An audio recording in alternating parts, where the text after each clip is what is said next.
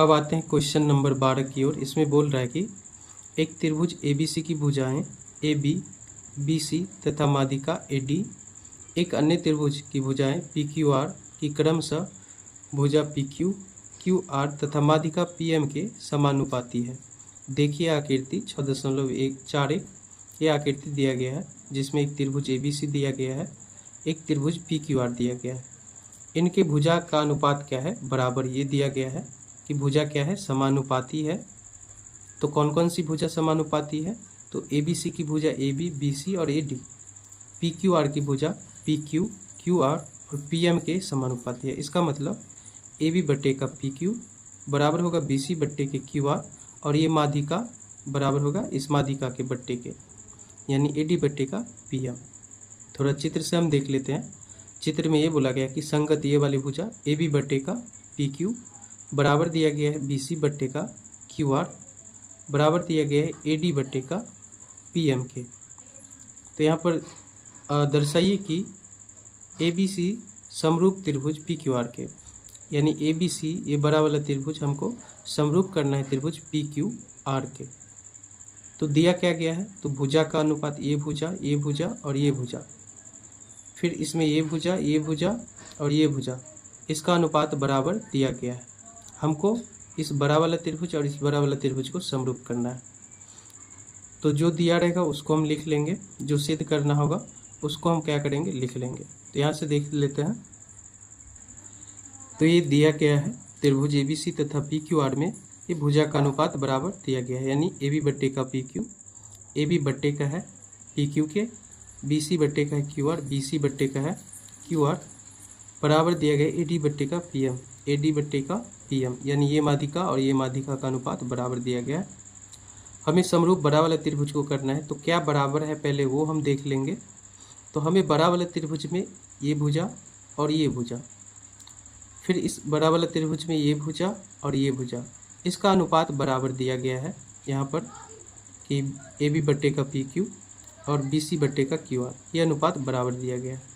अगर ये हमें बीच वाला एंगल अगर बराबर हो जाए तो SAS से क्या हो जाएगा? दोनों त्रिभुज समरूप हो जाएगा, क्योंकि दोनों भुजा का अनुपात बराबर है। बीच वाला कोण यदि इन दोनों का बराबर हो जाए तो भुजा को क्या कहते हैं? साइड। इसको हम लिखते हैं S से, भुजा को साइड S से लिखते हैं, एंगल को A से लिखते हैं। तो SAS से क्या हो जाएगा? ये दोनों त्रिभुज समरूप हो जाएगा, क्योंकि दोनों में भुजा का अनुपात बराबर, एंगल हमको बराबर करना है। तो एंगल बराबर करने के लिए हम क्या करेंगे? त्रिभुज ABD ये छोटा वाला त्रिभुज और त्रिभुज PQM ये छोटा वाला त्रिभुज को अगर हम समरूप दिखा दें, इन दोनों त्रिभुज को यदि हम समरूप दिखा दें तो ये एंगल इस एंगल के बराबर हो जाएगा, ये एंगल इस एंगल का क्या हो जाएगा? बराबर हो जाएगा। तब बड़ा वाला त्रिभुज को हम आसानी से समरूप कर सकते हैं। तो चलिए करते हैं। तो समरूप करने से पहले, छोटा वाला त्रिभुज को समरूप करने से पहले हम कुछ देख लेते हैं। त्रिभुज ABC और PQR में, त्रिभुज ABC तथा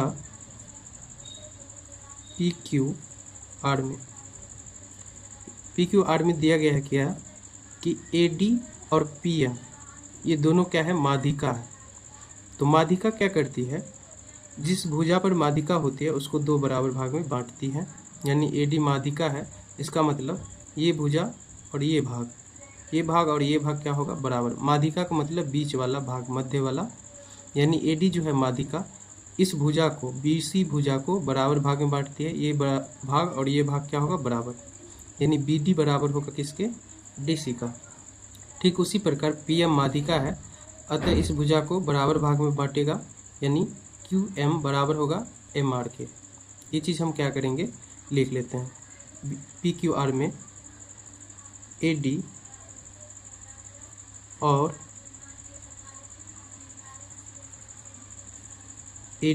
और PM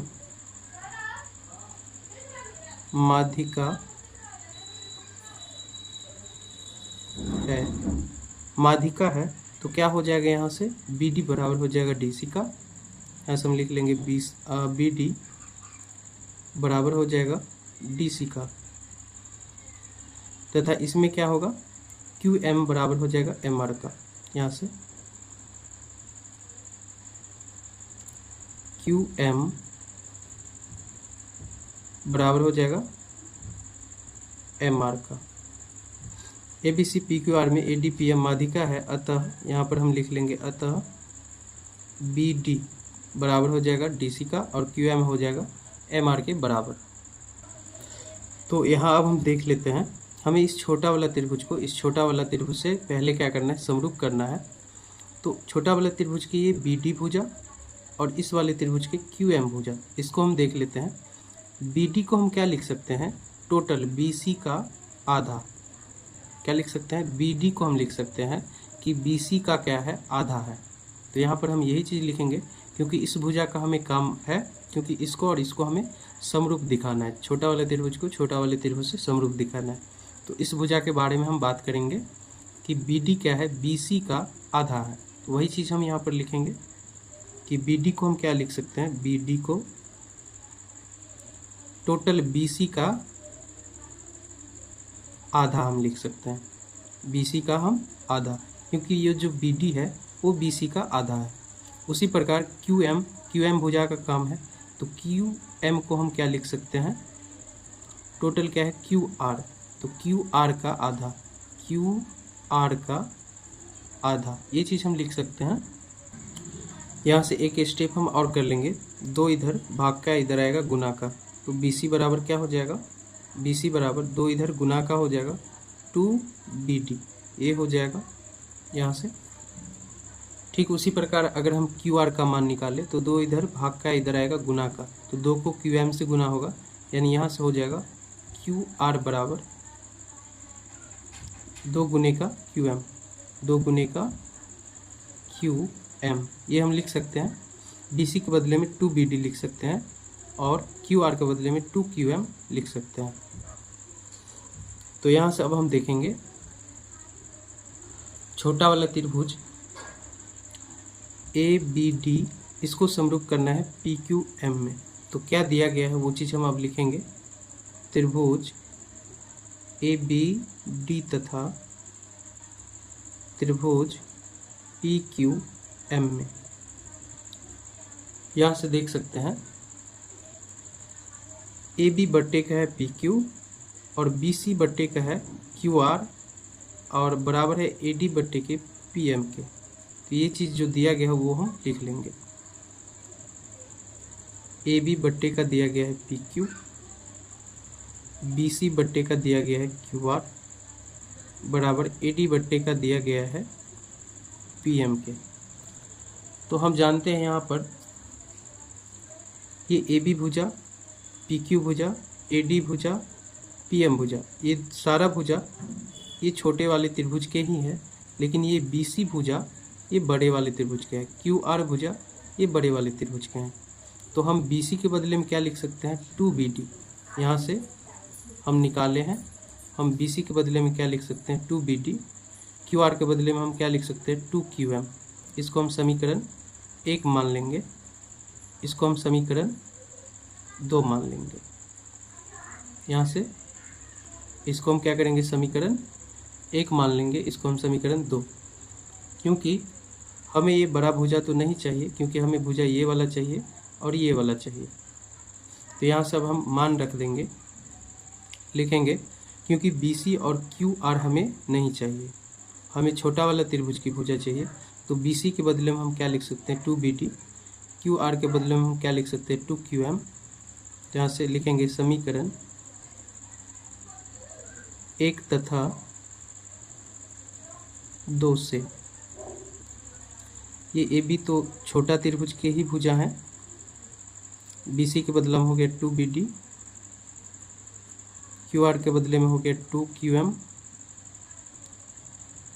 बट्टे AD बट्टे का हो गया PM।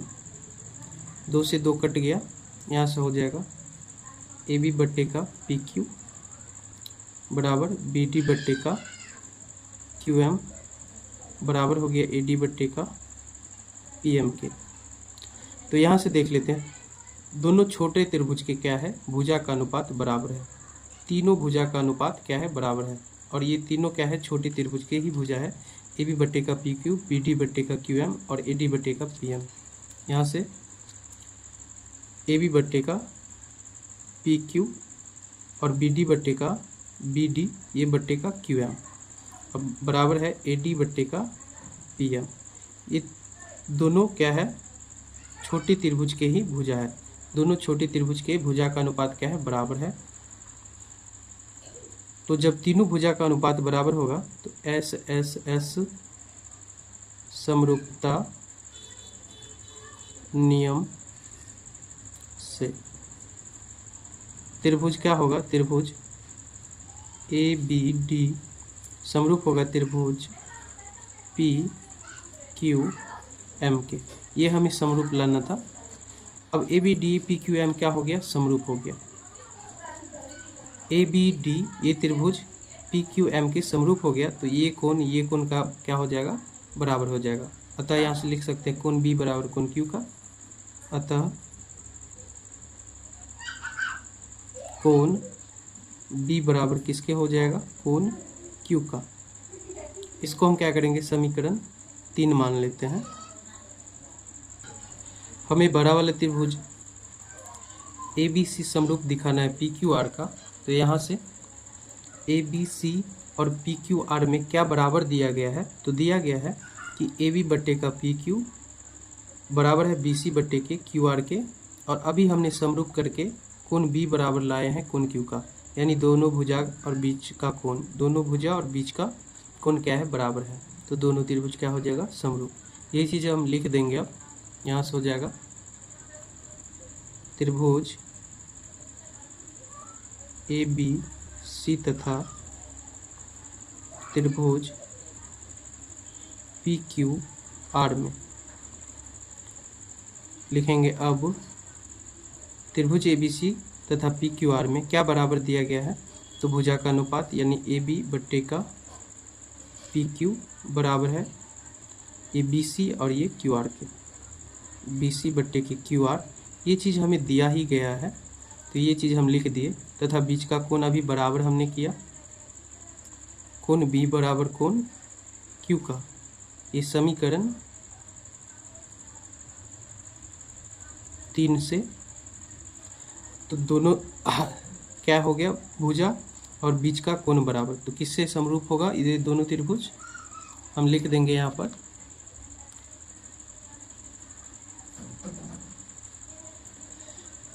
एस ए एस समरूपता नियम से त्रिभुज क्या हो जाएगा, ए बी सी समरूप हो जाएगा त्रिभुज पी क्यू आर के। और यही चीज़ हमें क्या करना था, लाना था। तो चलिए, अगर आपको हमारा वीडियो अच्छा लगे तो वीडियो को लाइक कीजिए और चैनल को सब्सक्राइब कीजिए।